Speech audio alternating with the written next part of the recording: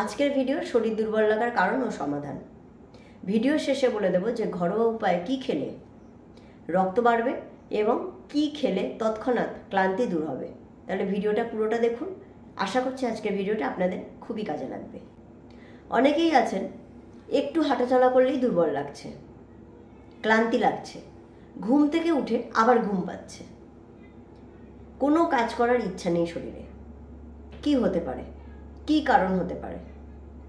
বিশেষ করে মহিলাদের ক্ষেত্রে দেখা যায় ঘুম থেকে ওঠার পরে যখন সে কোনো ভারী কাজ করতে যাচ্ছে বা নর্মাল কাজও করতে যাচ্ছে, সেইটুকু কাজ করার তার ইন্টারেস্ট আসছে না, ক্লান্তি লাগছে, একটু হাঁটাচলা করার পরে হাঁপিয়ে যাচ্ছে। এর প্রধান কারণ হতে পারে রক্ত শূন্যতা বা রক্ত কম থাকা শরীরে। আয়রন, ফলিক অ্যাসিড এর পরিমাণটা শরীরে কম থাকা, যেটাকে আমরা মেডিকেল টার্মে অ্যানিমিয়া বলে থাকি। অনেকেই ভাবেন যে শরীরটা দুর্বল, তার মানে নিশ্চয়ই ক্যালসিয়াম কমে গেছে বা প্রেশার কমে গেছে, কিন্তু আদৌ তা নয়। এই শরীর দুর্বল লাগা, এটার মেন কারণ হচ্ছে রক্ত কমে যাওয়া শরীরে, যেটা মহিলা এবং মেয়েদের ক্ষেত্রে প্রচুর বেশি পরিমাণে দেখা যায়।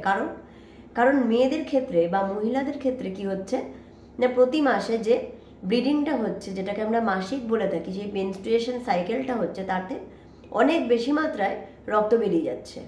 তো যাদের রক্তের পরিমাণ এমনিই কম, তাদের প্রতি মাসে এই ব্লিডিংয়ের জন্য আরও বেশি রক্ত কমে যাচ্ছে, তাহলে শরীর আরও বেশি দুর্বল হয়ে যাচ্ছে। এবার বলবো কি কি কারণে শরীর দুর্বল হতে পারে। প্রথম কারণ যেটা আমি আলোচনা করলাম সেটা হচ্ছে অ্যানিমিয়া। দ্বিতীয় কারণ হচ্ছে যাদের থাইরয়েডের সমস্যা আছে, বিশেষ করে হাইপোথাইরয়েড বলা হয়, মানে যাদের রক্তে TSH এর মাত্রা বেশি। এছাড়া যারা সুগারের রোগী, তাদের শরীর দুর্বলতা থাকে। এছাড়া পুষ্টির অভাব, ভিটামিনের অভাব, তার কারণে শরীর দুর্বল লাগতে পারে। প্রেশার কমে যাওয়া, জল কম শরীরে, তার কারণেও শরীর দুর্বল লাগতে পারে। তবে এই সব কিছুর মধ্যে মেন কারণ হচ্ছে রক্ত কম থাকা, আয়রন, ফলিক অ্যাসিড কম থাকা। এর কারণে কন্টিনিউয়াসলি শরীর দুর্বল থাকবে, মানে রোজই শরীর দুর্বল। এবার যদি যাদের প্রেশার কমে যাচ্ছে, তাদের সেই দিনটা শরীর দুর্বল লাগতে পারে, কিন্তু রোজ একই রকমভাবে শরীর দুর্বল লাগছে, কাজ করতে ইচ্ছা করছে না, এই সব কিছু অ্যানিমিয়ার লক্ষণ। অ্যানিমিয়া বা রক্ত কম থাকলে শরীরে অন্যান্যভাবেও কিন্তু ক্ষতি হতে পারে, যেমন মাসিক বন্ধ হয়ে যাওয়া বা মাসিকের সমস্যা হয়, যার জন্য মাসিক ঠিকঠাক না হলে হরমোনাল ইমব্যালেন্স হবে, ইমিউনিটি পাওয়ার কমে যাবে। যাদের রক্ত কম থাকে শরীরে, তাদের রোগ প্রতিরোধ ক্ষমতা কমে যায়, ইমিউনিটি কমে যায়। এই সমস্যাগুলো আরও বাড়তে থাকবে যদি ঠিকভাবে চিকিৎসা না করা হয়। যেটা মেন সমস্যা হয় রক্ত কম থাকলে, সেটা হচ্ছে প্রেগনেন্ট মহিলাদের ক্ষেত্রে। যারা মা হতে চলেছেন, তাদের যদি রক্ত কম থাকে শরীরে, তাহলে বাচ্চা যেটা জন্মায় সে কিন্তু জন্মগত ত্রুটি নিয়ে জন্মায়, তার একটা বিরাট রকমের সমস্যা হয়। অনেকে ভাবে যে রক্ত কম থাকে এটা এমন কি বড় ব্যাপার, কিন্তু যারা মা হতে চলেছেন তাদের ক্ষেত্রে এই রক্ত কম থাকাটা অনেক একটা বড় ইস্যু তৈরি করে। যে প্রথম কথা হচ্ছে প্রেগনেন্সি নষ্ট হয়ে যেতে পারে, বাচ্চা জন্মের অনেক আগে, মানে যেই টাইমে জন্মের কথা তার অনেক আগে বাচ্চার জন্ম হয়ে যেতে পারে।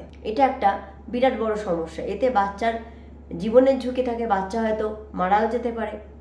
এছাড়া মায়ের মিসক্যারেজ হতে পারে যদি রক্ত কম থাকে শরীরে। বাচ্চা জন্ম দেওয়ার পরেও অনেক ক্ষেত্রে দেখা গেছে যে মা মারা গেছে শুধু এই রক্ত কম থাকার জন্য বা রক্তাল্পতার জন্য। কারণ প্রেগনেন্সির সময় বা ডেলিভারির সময় যে ব্লিডিংটা হয়, যে ব্লাডটা লস হয়, সেটা হিউজ পরিমাণ ব্লাড লস হয়। এছাড়া আরেকটা যেটা আমি প্রথমেই বললাম, যে বাচ্চা জন্ম হয় তার জন্মগত ত্রুটি নিয়ে জন্মায়, সেটাকে বলা হয় নিউরাল টিউব ডিফেক্ট, আর এটা সারা জীবন বাচ্চাকে ভোগাতে পারে। তাই অ্যানিমিয়া বা রক্ত কম থাকা এটা কিন্তু একটা বিরাট বড় সমস্যা, এটাতে নজর দিতে হবে। রক্তাল্পতা বা অ্যানিমিয়ার লক্ষণ কি দেখে বুঝবে? যেটা প্রথমেই বললাম, যে শরীর দুর্বল লাগা, ক্লান্তি লাগা, রোজই একটু হাঁটলে হাঁপিয়ে যাওয়া, শ্বাসকষ্ট হওয়া। নেক্সট হচ্ছে মুখটা ফ্যাকাশে লাগা, হাতের তালু ফ্যাকাশে লাগা। এক্ষেত্রে একটা কথা বলবো, যাদের রক্ত অনেকটাই কম, তাদের ক্ষেত্রে এই ফ্যাকাশে জিনিসটা দেখা যায়।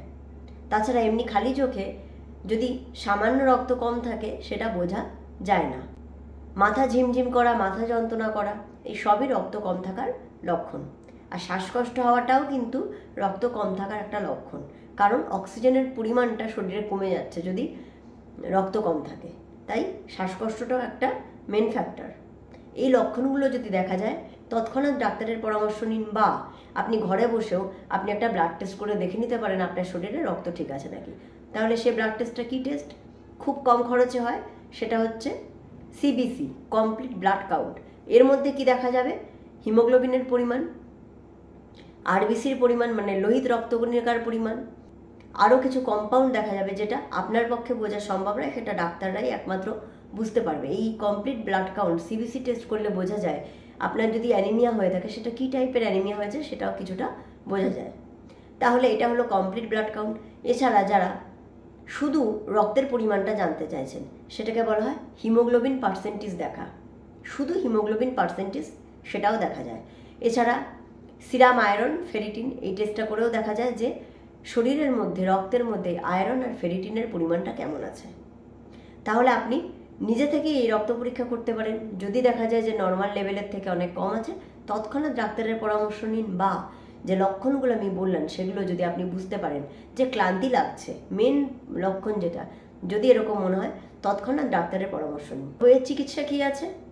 চিকিৎসা হচ্ছে যে আয়রন ট্যাবলেট খেতে হবে, আয়রন ফলিক অ্যাসিড ট্যাবলেট খেতে হবে।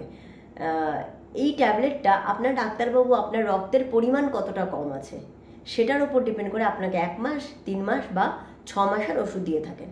এছাড়া যারা গর্ভবতী মহিলা, যারা মা হতে চলেছেন, তাদের প্রথম থেকেই প্রত্যেকটা মাকে, তার রক্ত কম থাকুক বা না থাকুক, প্রত্যেকটা মাকেই আয়রন ফলিক অ্যাসিডের ট্যাবলেট দেওয়া হয়ে থাকে প্রতিদিন একটা করে খাওয়ার জন্য।